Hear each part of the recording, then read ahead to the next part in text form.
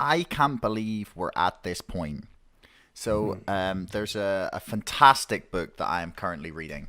It's called Why Nations Fail. I'm going to be interviewing both of the authors separately over the next couple of weeks, which will be released soon. And the basic thesis of their book is nations fail because they lack freedom. So they talk about pluralism and the need for inclusive economic and political institutions.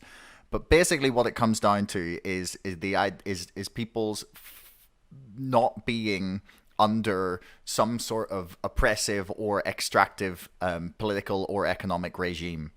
And what I am concerned that we're witnessing is the start of that kind of world where we've had, 50, 60 years or so of increasing freedom and lessening violence, increased prosperity, and just the ability for humans to sort of make the world what they wish it to be in terms of like your individual potential. And I'm watching all of these things disappear, and it concerns me so much that not even that we're watching it happen, because there's no long arc of progress. It's not like we're not moving ever better towards this beautiful utopian end goal. But what we do have is a system that I think deserves to be protected in terms of there's a lot of corruption. Like, I'm very familiar with that, and some really horrendous things going on within the system. But that doesn't mean it's not a good thing that it's given us so much. And I'm concerned that people don't realize what they're sort of clamoring to have taken away. Do you know what I mean? You're absolutely right. In fact, that's the topic of all my work for the last many, many decades. The need for good governance, and what you just mentioned is, despite its levels of corruption here and there, the Western models of governance, of accountability, the independence of the judiciary, the legislature, the executive, these three pillars of the government, and the press, they have held us in some form or shape into a point where, despite the disputes that always occur and should occur within the free society, there is a little bit of a movement towards the benefit of the people at the bottom of the ladder. So the poorer have always been benefiting overall with technology or with more income. It is the first time, I think, this is the most self-inflicted kind of a wound the Western civilization has inflicted on itself, where the poor, the interesting thing is that inequality has dramatically increased all over the world, and the poor have suffered the most. They are the ones who do these. So who runs these retail shops and so on, the essential things? They are the young people at a low level of income. Okay, they are the ones who've been running around grinding this whole thing, and these nurses and so on in NHS, and also nurses here. And these are the young people who've given their last 1 or 2 years to serve the community, and these are the ones that are actually protesting. Many of them, because they're the ones who are going to lose their jobs. So what we're seeing is a society where, and if you look at the overall data, you should be talking to, if you note down a guy called Paul Fridgers. Paul Fridgers is a professor of economics in the London School of Economics, and he's got a fantastic book called The Great COVID Panic. And I'm actually, I wrote a little bit for that book as well. But what he's talking about is the complete the underpinnings of this is basically in social psychology. It's all over the world. It's not just Australia. It's just that Australia is probably the most extreme example of what's happened. But the UK has not been particularly less they maybe didn't have this police atrocities, but the overall tyranny was pretty strong with the lockdowns, and the deaths, etc., the extra deaths have happened because of lockdowns all over the world, including the UK. So what we've seen is a groupthink. People fell into a state of panic, and that's why the Great COVID Panic. And my book is The Great Hysteria. And so once people fall into panic, then their brain stops working in terms of saying what's really the rational thing in this situation, and therefore nobody has been paying attention in these countries, in the so-called Western countries, to basic arithmetic. So you can look at the data, and that you can look at data from any way, which way you cut it and slice it, and it is simply a very, very minor pandemic by any benchmark on Earth. And if that's the case, the fact that people have overreacted and now they're entering into the vicious cycle where they're now further and further inward looking. They're starting to hate. The word hate is coming in. The so-called anti-vaxxers, in this case, they call them anti-vaxxers, by the way. If you are pro-choice, you are called an anti-vaxxer by these guys. So, it's like criminalizing the fact that, so you hate all vaccines. No, but these are the guys who've taken vaccines all their lives. They've taken the vaccines right from their birth, and they would take vaccines without a problem. What they don't want is a vaccine that's not been demonstrated to work and so on. Of course, there's some evidence coming in now, but they want the freedom of choice to decide. And what's now stopping is precipitating this entire anger in Australia, and I'm sure in many parts of the world, is the fact that they're being coerced. And if they don't do that, then they're going to lose their job.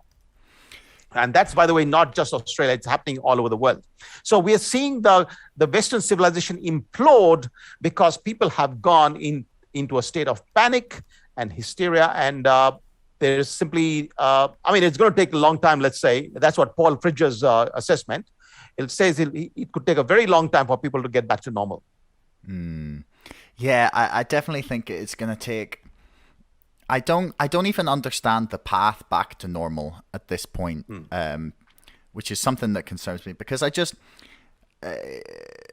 this is not, and I hate that I have to qualify everything I say now, but I'm not saying that COVID has not caused pain for people. I'm not saying that people haven't died from it. I'm not saying that people haven't lost loved ones, that there aren't people with long COVID, but this is something that Jordan Peterson made the point a few days ago in an article or in an interview with The Telegraph, and he was talking about when something becomes. He was talking about climate change, but the point applies here, and he says when something becomes such a monstrous existential crisis that it enables or it justifies almost any action. Yes, that's what it is. Indeed, that's exactly what it is. That's exactly right. It's when something... It's an existing... These people are afraid of dying. You cross them on the streets, and they'll go away from you. They all sort of signals that they send to you about their panic, and at this stage, vast majority think that they're going to die. But actually, in fact, the interesting thing is if you look at the numbers of people who think about, they've been asked about what's the actual death rate from COVID. Some people are talking about 10% and so on. Actually, 0.1%. So when you're looking at the actual, in fact, it's less than 0.1%. I've actually got you can do a very simple calculation and get it out. 2 million out of 7,800 million. What's the number? That's the number who died in 2020, which is actually a bit more than they died. And 7,800 is the total number of people on the planet. 2 out of 7,800 is less than 1%, less than 0.1%. So we're looking at people exaggerating the threat by about probably about 100 times or more at the minimum. And then and what they've done, therefore, is to get so afraid and they cannot think anymore. It's an existential crisis for them. How do they get out of this? I think you're absolutely right. There is simply no known example of such mass-scale hysteria at a level where 70 to 80% of the population is dead scared. There's no known example of this sort, anything in history. I mean, it doesn't mean that it's impossible to get back to some sort of reasonableness, but I think it takes, or it's going to take, some level of admission that people have, got too crazy. I guess I try to just talk to people as best I can. Like that's all I can really do is try and be like, it's not going to happen, Josh. It's not going to happen. I'll tell you why. Because the so-called experts, and I'm reading this kind of stuff daily, and you're reading as well. They're continuously aggravating the situation. For example, fake and absolutely rubbish kind of studies have just come out alleging that masks save a lot of people's, that they reduce the spread. So now they want masks to be a regular part of human. Everybody should be wearing masks no matter whether you're vaccinated. It's going to be forever. This is the so-called experts who've taken over the conversation. The media only gives these people the voice. They are putting out false, fake, and utterly nonsensical pieces of work or claims that are not being filtered by the media, and they're being going straight into the people's head. The people out there are listening to them. They're not listening to you and me. Okay, I can guarantee that this video, whatever we are talking, will be listened to by a very small percentage of the world population. But the kind of rubbish that comes out from the mouths of people like Anthony Fauci and all the other crazy experts, so-called experts, who are spouting complete rubbish and nonsense for the last 1.5 years, that is heard by hundreds of millions of people every day. So there is no hope really effectively of countering this with any rationality, because when I go and tell people that, hey, there is no evidence that masks really work. I've looked at all the actual studies, the Danish study, the Bangladesh study, and there's so much amount of other information that I published in my own, complaint to the International Criminal Court and so on. There is no evidence that absolutely the masks work, and the cloth masks do not work at all. The surgical masks might work, but for a short period if you wear them well. The N95 will definitely help a lot, but then you cannot breathe after more than half an hour. So what do you think people tell me when I say this? People say, no, but there are these experts who are telling us that this thing works. It's very important to wear masks. So people have bought into the theory that this is the biggest pandemic since the plague, the Black Death. They bought into that story. They are as big as the Spanish flu. They bought into the idea that masks save, people. They bought into the idea that lockdowns are very important to save, lives. And so once they bought into this kind of story, it's like saying they believe the earth is flat or round, whatever way you look at it. But once you have a belief, right? They don't ever ask a question. When did this ever happen before? When did we do lockdowns ever before? They're not going to look at the numbers. So this generation has actually got programmed. It's called conditioning. It's called brain programming. It's like in 1984 and the Brave New World. These people have actually their brain has been completely rewired to think about things not the way they are, but the way they've been told. Yeah. And I don't know how you can,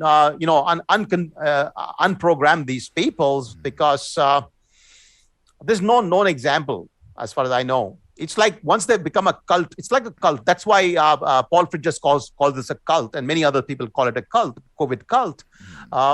Completely brand new ideas have been thrown around.